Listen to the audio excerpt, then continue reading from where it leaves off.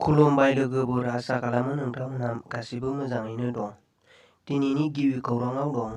मानगोनां बिटिआरनि चिफ प्रमद बर'आ थरायना जन मणि ब्रह्मनि रोंगौथिखौ नुनानै जोबोद गोजोननाय मोन्दों आरो बेजों लोगोसे देरनानै बिथाङा डक्टर जानो थांखि लानायखौ मिथिना जोबोद गोजोननाय मोन्दों होनना बुंथिदों। बेजों लोगोसे बिथाङा बुंबावदों, बिटिसि सरकारा जन मणि ब्रह्मनि सायाव थाबैनो नोजोर लाखिगोन होननानै गावनि फेसबुक पेजनि गेजेरजों बुंथिदों। बिथां जन मणि ब्रह्मआ क'क्राझार डिस्ट्रिक्टनि।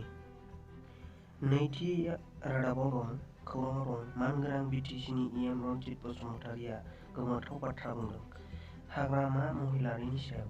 हाग्रामाया जुदि इउपिपिएल सरकारखौ 2 मेआव फोजोबनो हायोब्ला आं हाग्रामानि गारियाव बारसोमना थैगोन आरो इउपिपिएलखौ फोजोबनो हायाब्ला आंनि गारियाव बारसोमनानै थैथों होननानै खौरांगिरिफोरनि सिगाङाव बुंथिदों। आरो बे समाव मोनसे सोमोनांथाव बाथ्रा दिगन्त लाहारीनि। मुंदांखा साहित्य एकाडेमि मोनगिरि बिथां दिगन्त लाहारीनिफ्राय बिटिआर एकर्डनि सोमोन्दै बर' रायजो राजाफोरनिसिम बिथाङा बुंदों, बिटिआर एकर्डनि जै माब्लाबाबो बिस्वनाथ सनितपुर जिल्लाया हाबनाय नङा, नाथाय बिथाङा हाबनायखौ लुबैयो। लोगोसे नांजाबनानै थानाय 50% जौखोन्दो एबा बेनिख्रुइ बांसिन एसटि थानाय गामिफोरखौसो सोफानो हागोन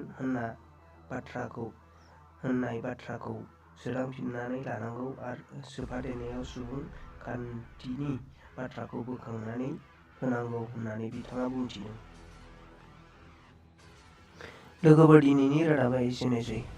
नोंथांमोना जुदि भिडिअखौ मोजां मोनदोंबा अन्नानै लाइक आरो साबस्क्राइब खालाम आरो चेनेलाव गोदानब्ला साबस्क्राइब खालामनो दाबाव अन्नानै, जाहाथे बेफोरबायदि गोदान भिडिअखौ नोंथांमोना गिबियावनो नुजेनग्रोयो।